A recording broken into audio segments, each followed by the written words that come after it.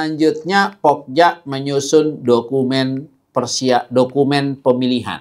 Nah, apa yang dibahas dalam dokumen pemilihan? Hati-hati, kalau ada yang nggak ngerti, tolong tanya. Dari sini Bapak Ibu dapat 13 soal. Ya, dari satu slide ini. Tolong pastikan ngerti. Ya. Oke, yang pertama. Saya ngajarin pelan-pelan supaya Bapak Ibu ngerti. Setelah dokumen review hasil persiapan dinyatakan lengkap, langkah berikutnya, Pokja itu melakukan rapat. Untuk menentukan apa? Ada 4 hal yang harus ditentukan oleh Pokja. Yang pertama, Pokja harus menentukan metode pemilihan. Apa itu metode pemilihan? Metode pemilihan adalah cara untuk memilih calon penyedia. Ya, cara untuk memilih calon penyedia. Nah, kira-kira begitu. Pokja juga harus punya cara. Cara untuk memilih calon penyedia. Ada untuk pengadaan barang, konstruksi dan jasa lainnya ada 5. Hati-hati ini, bisa jadi 5-5-nya keluar. Yang pertama, e-purchasing. E itu elektronik. Purchase, beli. Pembelian secara elektronik. Ada 2 cara, ada 2 fasilitas untuk memilih penyedia secara elektronik. 1, katalog. Yang kedua, apa namanya? Toko daring. Kalau DKI, Bapak Ibu punya yang namanya e-order. Jadi ada katalog, ada toko daring. Itu e-purchasing. Di ujian, nanti kalau Bapak Ibu ada ditanya begini, PPK akan melaksanakan pengadaan ambulan. Setelah dicek, ternyata produknya ada di dalam katalog lokal Pemda DKI. Nanti Bapak ditanya, apa metode pemilihannya? E-purchasing. Karena keywordnya adalah katalog. Begitu bunyi katalog, mau nasional, mau sektoral, mau lokal, masuk kategorinya e-purchasing. Atau nanti Bapak Ibu ditanya, PPK Dinas Kesehatan akan melaksanakan makan minum untuk rapat. Setelah dicek, produknya ada di dalam aplikasi e-order. Nah, itu berarti metodenya apa? E-purchasing. Oke, itu yang pertama, pembelian secara elektronik atau e-purchasing. Jadi Bapak Ibu begitu ada kata kunci e-purchasing, pilih kata kuncinya katalog atau toko daring, pilih e-purchasing. Yang kedua, apabila produk yang dibutuhkan tidak ada di dalam aplikasi e-purchasing dan nilainya di bawah 200 juta. Apa metodenya? Pengadaan langsung. Di soal ujian nanti Bapak bisa aja bentuknya begini. Ya, Dinas Kesehatan akan melaksanakan pengadaan ATK senilai 150 juta dan produknya tidak ada di dalam e-katalog. Nanti Bapak ditanya, apa metode pemilihan yang paling tepat? Pengadaan langsung. Nilainya kalau barangnya, kalau barang sampai 200, kalau konsultan sampai 100 juta. Itu yang kedua. Yang ketiga, penunjukan langsung. Penunjukan langsung ini untuk barang dan jasa yang memenuhi kriteria tertentu. Kriteria tertentu apa saja? Yang pertama, kalau di Perpres pasal 38 ya. Yang pertama, konferensi mendadak yang dihadiri oleh Presiden dan Wakil Presiden. Jadi kalau ada kegiatan konferensi mendadak yang dari Presiden dan Wakil Presiden, itu boleh ditunjuk langsung. Yang kedua, pekerjaan yang bersifat rahasia yang ditentukan dalam undang-undang. Misalnya kegiatan intelijen, di BIN, dan seterusnya. Itu boleh ditunjuk langsung. Yang ketiga, ya, pengadaan barang untuk Alpalhan namanya. Alat pertahanan keamanan dan Almatsus. Mungkin kalau di TV itu istilahnya bukan Alpalhan, alutsista. Ya, alutsista. Alat utama sistem senjata, ya beli kapal perang, beli tank, beli helikopter, dan seterusnya. Ya, itu Alpalhan. Nah, yang keempat, pengadaan yang merupakan barang atau konstruksi atau jasa lainnya yang merupakan hanya satu pelaku usaha yang mampu. Nah, ini pengadaan yang hanya satu pelaku usaha yang mampu. Ya, kira-kira seperti itu. Jadi hanya satu pelaku usaha yang mampu. Yang berikutnya, ya, pekerjaan yang merupakan satu kesatuan pekerjaan konstruksi. Ya, terus pekerjaan benih dan pupuk dalam rangka program ketahanan pangan. Ya, terus tender ulang gagal. Yang terakhir penunjukan langsung akibat pemutusan kontrak. Itu semua ada di pasal 38 ayat 5. Kebetulan saya hafal karena saya tukang ngetik modul, Itu syarat penunjukan langsung. Jadi kalau nanti Bapak di soal ada ujian, Pokja BPBJ DKI melakukan tender pembangunan rumah sakit. Tender pertama gagal, tender kedua gagal. Nah, apa yang harus dilakukan kalau tender udah 2 kali gagal? Penunjukan langsung dengan minta rekomendasi PA KPA. Ya. Atau misalnya ada kejadian begini, PPK Dinas Kebudayaan melakukan pemutusan kontrak ya, untuk pembangunan gedung ya, pada posisi 80%. Nah, apa tindak lanjutnya supaya pembangunan bisa selesai? Penunjukan langsung akibat pemutusan kontrak.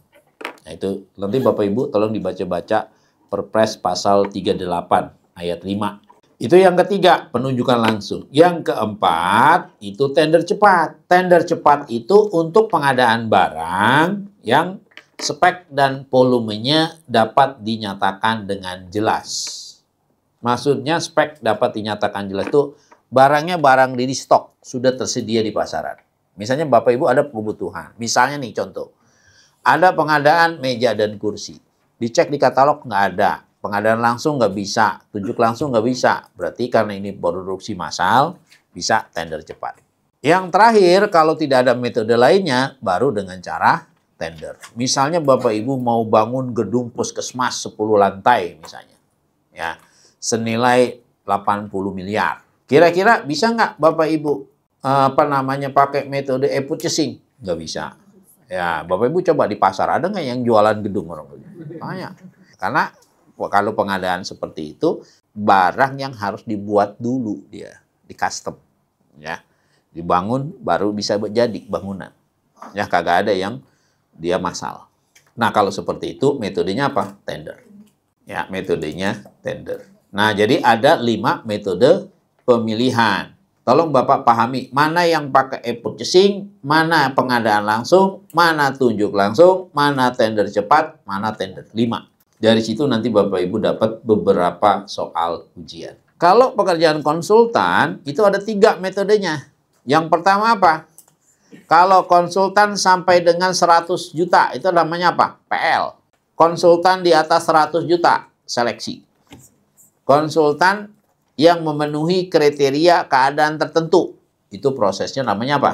Namanya penunjukan langsung. Apa, Bu? Kriteria tertentu. Misalnya, konsultan pemilik hak cipta atau hak paten. Terus misalnya, penunjukan hukum yang segera dan tidak bisa ditunda. Nah, itu boleh tunjuk langsung. Nah, jadi Bapak Ibu, dari metode pemilihan ini nanti bisa keluar beberapa soal. Ya, bisa 2 atau 3 soal keluar. Kalau ada yang nggak ngerti, silakan Bapak Ibu tolong ditanyakan. Makanya tadi Ibu di depan, tadi kita pengantar, Bapak Ibu nanti di tes ujian harus bisa membedakan 4 jenis pengadaan. Barang, konstruksi, konsultan, dan jasa lainnya. Karena nanti di ujian, Bapak Ibu ditanya, misalnya begini, PPK Dinas Pendidikan akan melaksanakan pengadaan 100 unit laptop dengan nilai paket misalnya 2 miliar. 100 unit laptop dengan nilai paket senilai 2 miliar. Dan setelah dicek, barangnya ada di dalam katalog nasional. Kemudian pertanyaannya, apa metode yang Bapak Ibu pilih? E-purchasing. Kenapa laptop? Masuk kategorinya barang. Tapi nanti Bapak Ibu ditanya di ujian, ya. Pejabat pengadaan akan melaksanakan pengadaan jasa konsultan pengawas senilai 100 juta. Konsultan pengawas senilai 100 juta. Kemudian nanti Bapak ditanya, apa metode pemilihan yang paling tepat? Pengadaan langsung. Tapi kalau angkanya diganti 150 juta, seleksi. Ya. Gini nih, kenapa nih saya pelan-pelan supaya nanti Bapak Ibu bisa semua. Lumayan 13 soal, jangan sampai kelewat. Sayang kalau ini kelewat, ya. Oke, clear.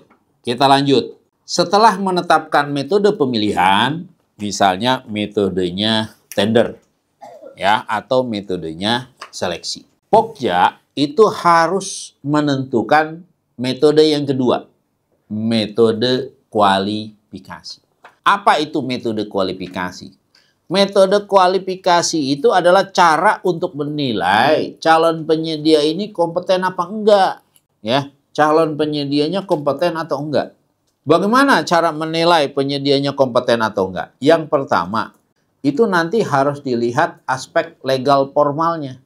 Izin usahanya sesuai apa enggak, kantornya ada apa enggak, ya, NPWP-nya aktif apa enggak, dan seterusnya. Nanti dilihat punya pengalaman apa enggak, punya peralatan apa enggak, punya sumber daya atau enggak, kira-kira begitu. Nah, untuk menilai kualifikasi penyedia ada dua cara. Yang pertama itu namanya pasca kualifikasi. Pasca kualifikasi ini untuk apa? Digunakan kalau dia barang, konstruksi jasa lainnya, pekerjaan yang sederhana, pakai pasca. Ya. Kalau pekerjaannya kompleks, pakai pra. Kompleks apa? Misalnya pekerjaan tadi saya sebutkan, design and build, IT solution, EPC, KPBU, itu pekerjaan kompleks, pakainya pra. Nanti di ujian Bapak ditanya begini, Pokja pemilihan akan melaksanakan tender pengadaan perlengkapan kantor senilai 2 miliar. Kemudian nanti Bapak ditanya, apa metode kualifikasi yang paling tepat? Pakai pra atau pasca?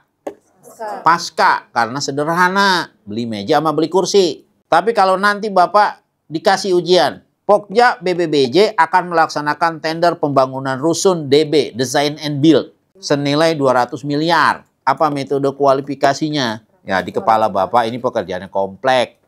Pakainya pra. Ya, jadi kalau dia barang konstruksi jalannya tidak sederhana, pasca. Kompleks, pra. Nanti Bapak di ujian bukan kompleks atau tidak kompleks, dikasih contoh pekerjaannya. Oke, itu dia barang. Kalau dia konsultan perorangan, itu pasca. Konsultan badan usaha, pra. Jadi di soal begini misalnya.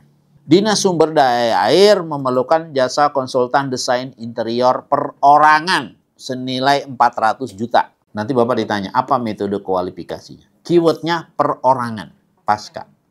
Tapi kalau di soal yang lain dikasih gini, Dinas Sumber Daya Air memerlukan jasa konsultan MK, manajemen konstruksi senilai 2 miliar.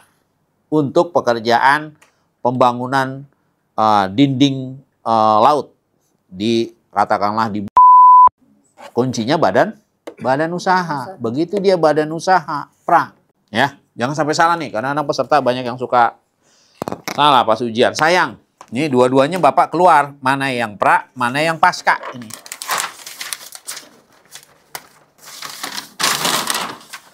Jadi gini, kalau dia pra, pasca dulu. Pasca, ini dia barang, konstruksi, dan jasa lainnya. Ini konsultan, ya, JK, jasa konsultan. Kalau pasca ini apa? Sederhana. Nah, kalau ini apa? Perorangan.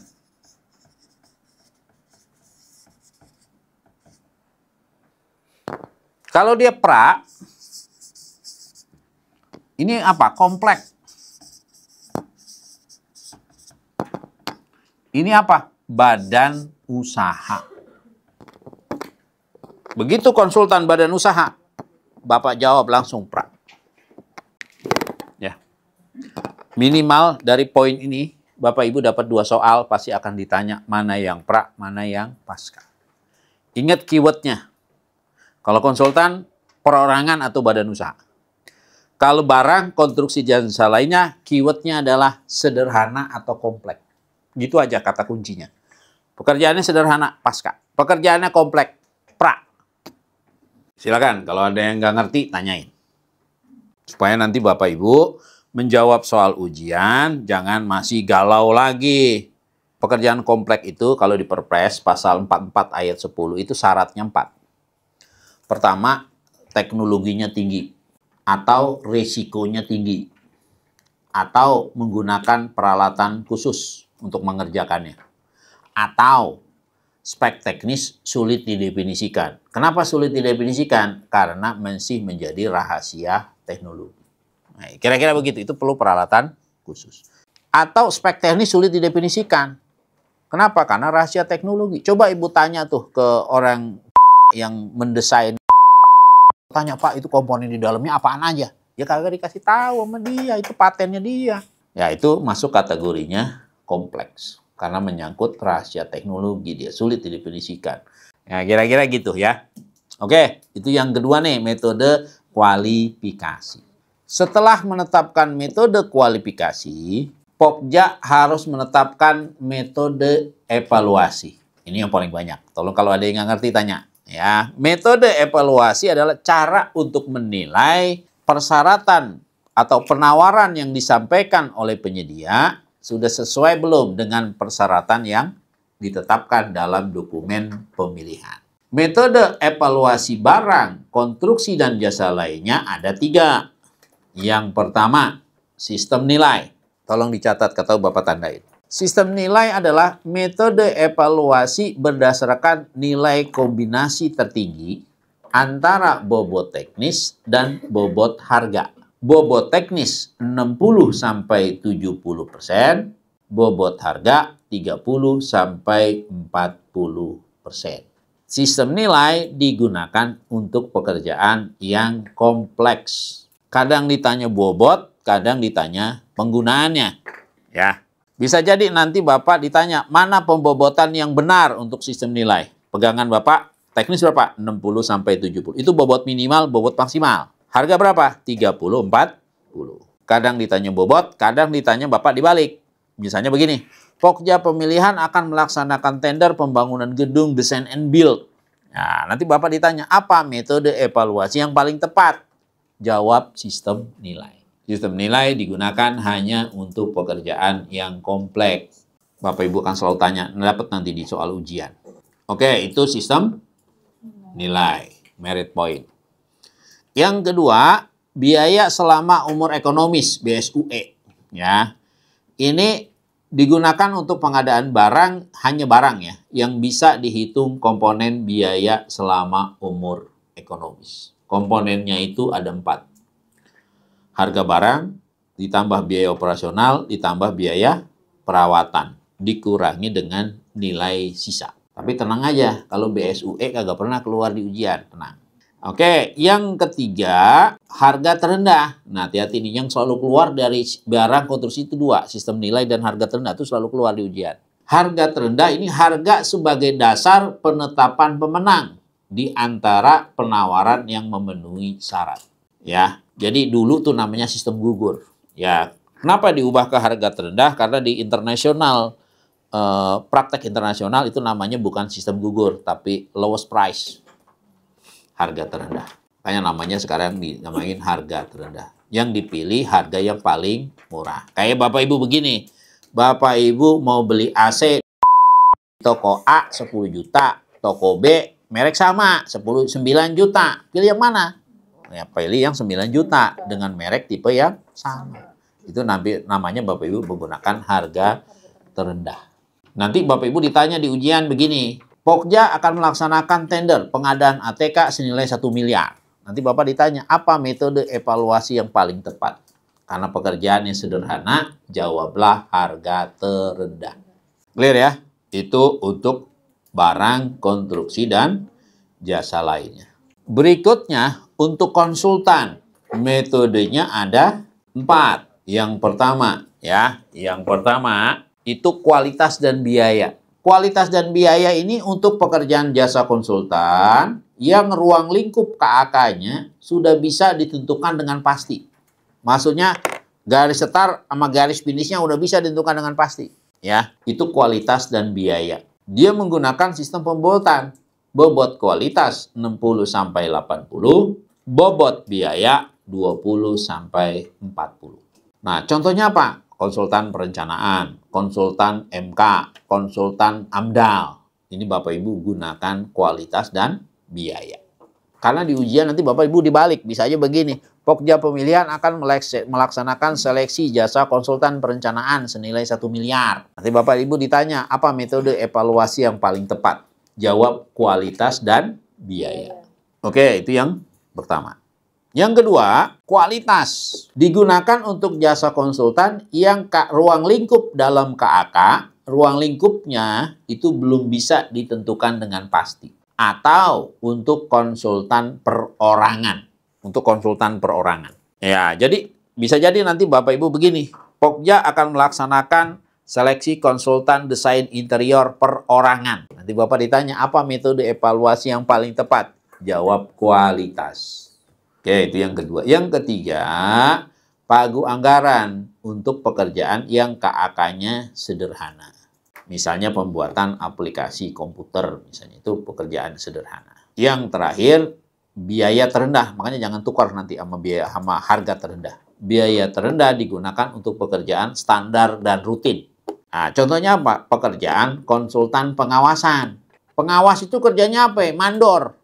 Kerjanya mandor. Pagi dia datang absen, nyetor jempol.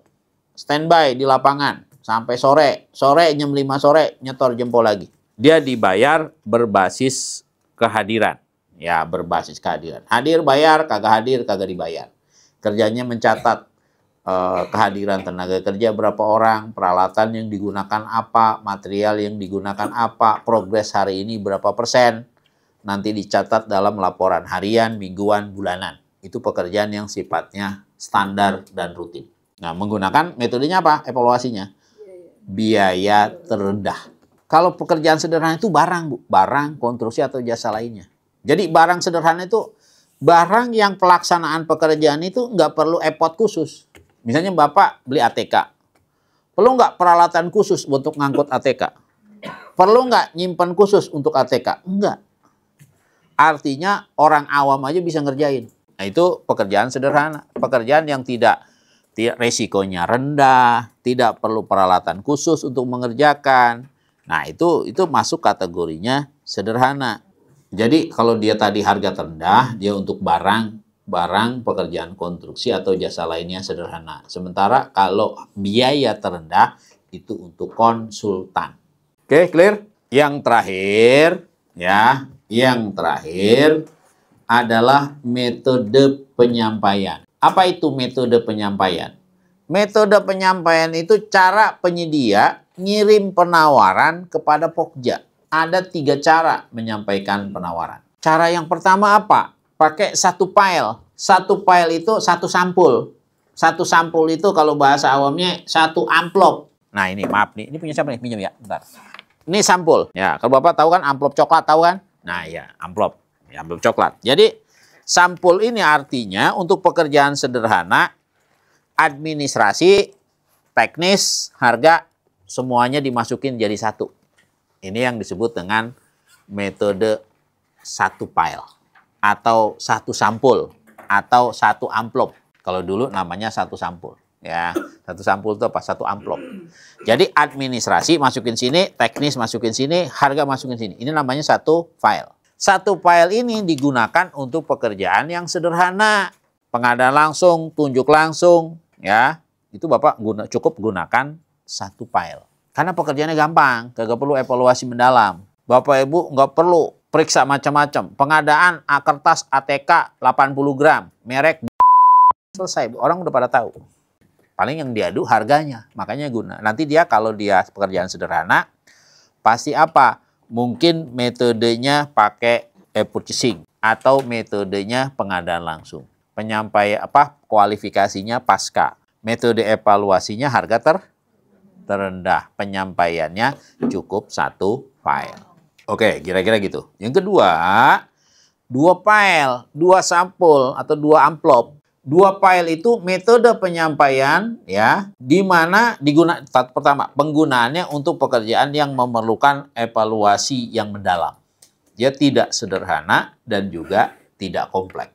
Nah, metode 2 file, penawaran administrasi dimasukkan ke dalam file pertama. Harga dimasukkan file kedua. Ya, digunakan untuk pekerjaan yang memerlukan evaluasi teknis yang mendalam. Atau pekerjaan yang tidak sederhana dan tidak kompleks. Atau pekerjaannya kalau konsultan melalui seleksi. Pasti pakai 2 file. Yang terakhir 2 tahap. Ini untuk pekerjaan yang kompleks. Ya, untuk pekerjaan yang kompleks pasti pakai 2 tahap. Silakan Bapak Ibu, ada yang nggak ngerti, perlu ditanyakan, tanyakan. Jangan sampai 13 soal lewat. Pastikan Bapak Ibu bisa semua. Ya, 13-nya bisa semua. Bisa jadi nanti Bapak di soal dikasih cerita. Kementerian ESDM akan membangun pembangkit listrik misalnya kan. Pembangkit listrik kapasitas 10.000 megawatt dengan nilai kontrak 5 triliun misalnya. Kemudian nanti Bapak ditanya apa metodenya, penyampaiannya. Apa? 2 tahap. Karena pekerjaannya kompleks. Oke, 13 soal, clear?